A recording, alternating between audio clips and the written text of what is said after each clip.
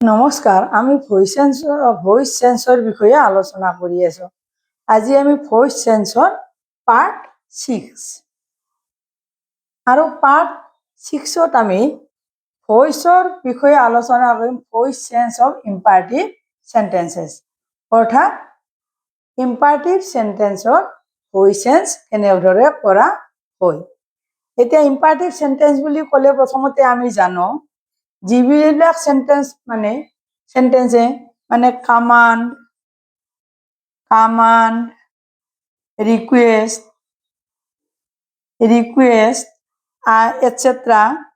এটসেট্ৰা আদিৰে আৰম্ভ হয়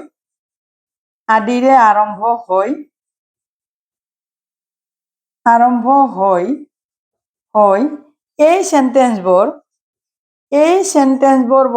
বা বাক্যবোৰ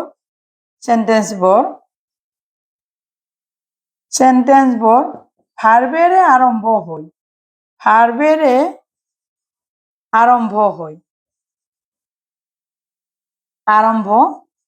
হয়। আমি জানো ইম্পাৰেটিভ সেন্টেন্স বিলাক আদেশ, অনুৰোধ আদি বাক্য, আৰু সেই বাক্যবোৰ আমি ইংৰাজীত যেতিয়া লিখো তেতিয়া আমি ভাৰ্বেৰে আৰম্ভ কৰো। যেনে open the door, read the lesson, ঠিক এনেধৰণে আমি ভাৰ্বেৰে আমি বাক্যবোৰ আৰম্ভ কৰো।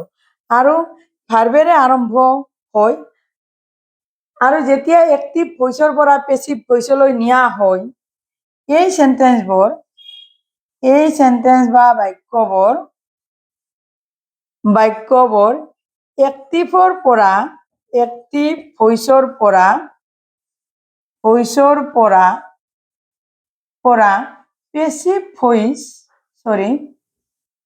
পেসিভ ভইচলৈ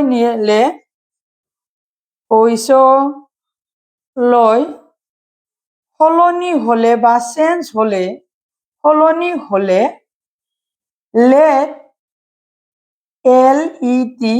লেট লেটেৰে বা লেট ব্যৱহাৰ কৰা হয়।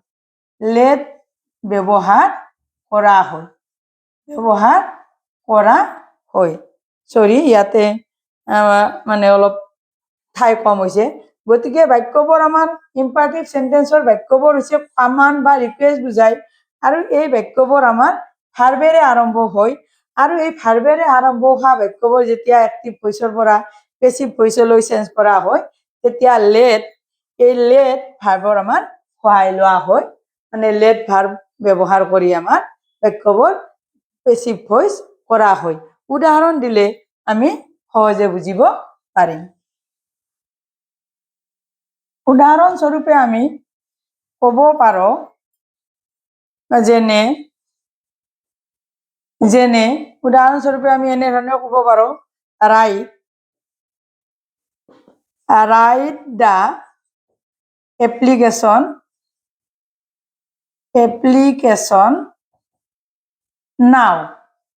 নাও। এই বাক্যটো আমাৰ এটা ইম্পাৰেটিভ সেন্টেন্স। এই সেন্টেন্সটো যেতিয়া আমি এক্টিভ ভইচৰ পৰা পেসিভ ভইচ কৰো, ঠিক এনেধৰণে কৰা হয়। আমি লেট ভাৰ্বটোৰ সহায় ল'ব লগা হয় পেসিভ ভইচত। তাৰপিছত সাবজেক্টটো আমাৰ দা এপ্লিকেশনটো আমি ব্যৱহাৰ কৰিম। লেট দা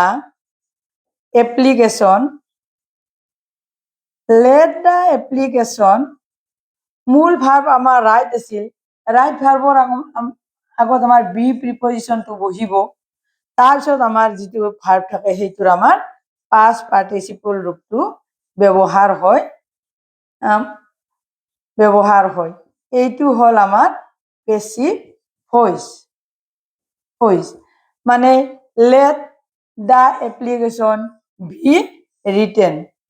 ঠিক এনেধৰণে আমাৰ সাবজেক্টটো আমি যিটো ইয়াতে অবজেক্ট থাকে সেইটো আমি আনি ইয়াতে সাবজেক্ট কৰিম, তাৰ আগত লেট প্ৰিপজিশন বহে, সেই অনুসৰি বি ভাৰ্বৰ ফৰ্মটো বহে, আৰু ইয়াতে আমাৰ মূল ভাৱটো আমাৰ পাস্ট পাৰ্টিসিপল ৰূপে হয়। আন এটা উদাহৰণ আমি দিব বিচাৰিছো এনেধৰণৰ, bring a glass of water bring A glass of water, এই বাক্যটো এক্টিভ ভইচ। এক্টিভ ভইচ এইটো আমি যেতিয়া পেচিভ ভইচলৈ নিম, আমি লেট, আমি এনেদৰে লেট ভাৰ্বটো বহুৱাব লাগিব। তাৰপিছত এ গ্লাছ অফ ৱাটাৰ, এইটো আমি ছাবজেক্ট হিচাপত আমি ব্যৱহাৰ কৰিম। A glass of water, water আমাৰ যিহেতু প্ৰেজেন্ট টেন্সতে থাকে, বি ব্ৰিংটোৰ আমাৰ পাষ্ট পাৰ্টিচিপল ৰূপ brought, brought. Let a glass of water be brought, ঠিক এনেধৰণে আমাৰ এক্টিভ ভইচৰ পৰা আমাৰ পেচিভ ভইচলৈ নিয়া হয়। সাধাৰণতে এই ধৰণে আমাৰ নিয়া হয়। এতিয়া আমি আন এটা নিয়ম ক'বলৈ গ'লে ঠিক এনেধৰণে আমি ক'ব পাৰোঁ, যদি কেতিয়াবা বাক্যটো ভাৱ প্ৰধান হয়, বাক্যটো কেতিয়াবা ভাৱ প্ৰধান হৈ উঠে, আৰু ভাৱ প্ৰধান হৈ উঠিলে আমি লেটৰ সলনি আমি ঠিক এই ধৰণে you are order, you are requested বা ইউ আৰ এডভাইচ, এই ধৰণৰ বাক্যৰে আমাৰ পেচিভ ভইচ কৰা হয়। মানে যদি বাক্যটো আমাৰ কি হয়, ভাৱ প্ৰধান হয়, যদি সেন্টেন্সটো ভাৱ প্ৰধান হয়, ভাৱ প্ৰধান হয়, তেতিয়াহ'লে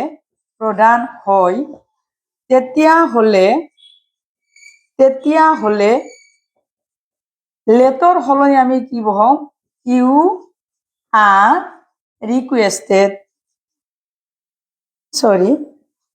ৰিকুৱেষ্টেড বা ইউ আৰ অৰ্ডাৰ, অৰ্ডাৰ বা ইউ আৰ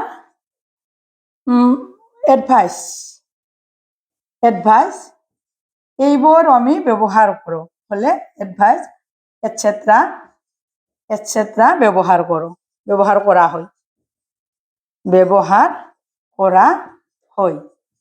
আমি জানো ইম্পাৰেটিভ সেন্টেন্সত আমাৰ লেট ব্যৱহাৰ কৰা হয়, কিন্তু যদি বাক্যটো মানে ভাৱ প্ৰধান হয়, তেতিয়াহ'লে you are requested, you are order বা ইউ আৰ এডভাইচ, এই ধৰণৰ ৱাৰ্ড আমি ব্যৱহাৰ কৰোঁ।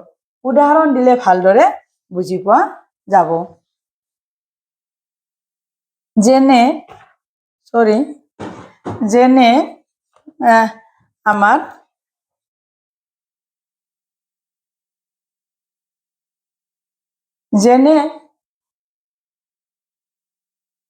আমি এই ধৰণে ক'ব পাৰোঁ, প্লিজ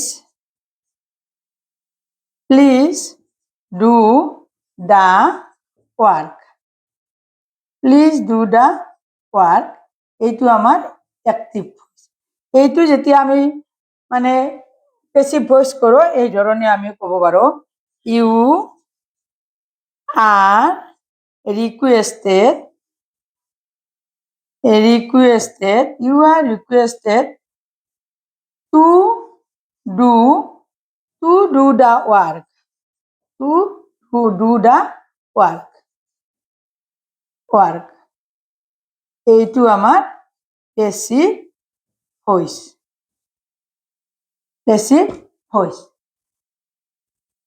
গতিকে প্লিজ ডু দ্য ৱাৰ্ক আমি কি ব্যৱহাৰ কৰিলোঁ, লেটৰ সলনি ইউ আৰ ৰিকুৱেষ্টেড, তাৰপিছত টু ডু, মানে মূল ভাৱটোৰ আগত টু ব্যৱহাৰ কৰিব লাগিব, তাৰপিছত আমাৰ এইটো ছাবজেক্টটো আমি মানে অবজেক্ট হিচাপত ব্যৱহাৰ কৰিব লাগিব।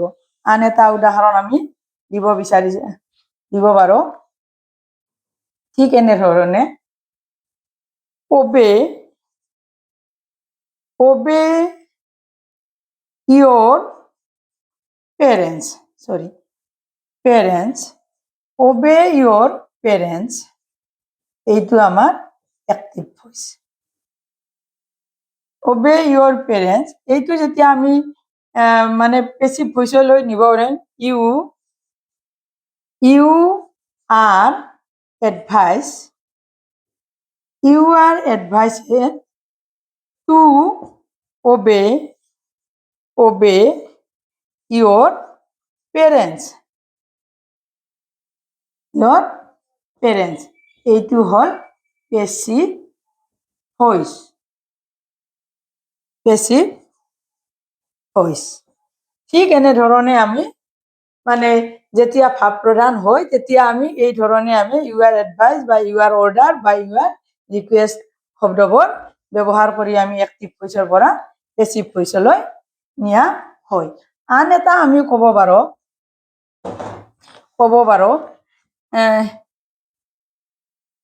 আমি কেতিয়াবা আমি কি লেট ব্যৱহাৰ কৰিলে আমি কেতিয়াবা আমি বাই প্ৰিপজিশ্যনটো ইউজ কৰিব পাৰোঁ। ঠিক এনেধৰণে উদাহৰণ দিলে কথাটো সহজ হয়। যেনে হেল্প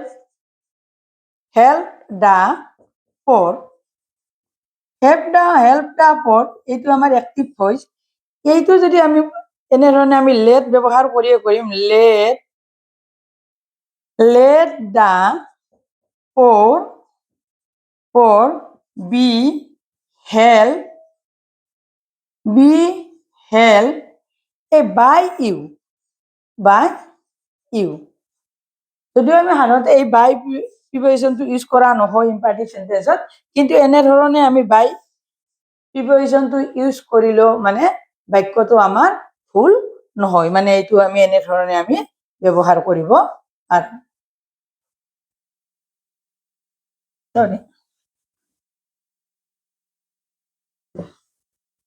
মোৰ চেনেলটো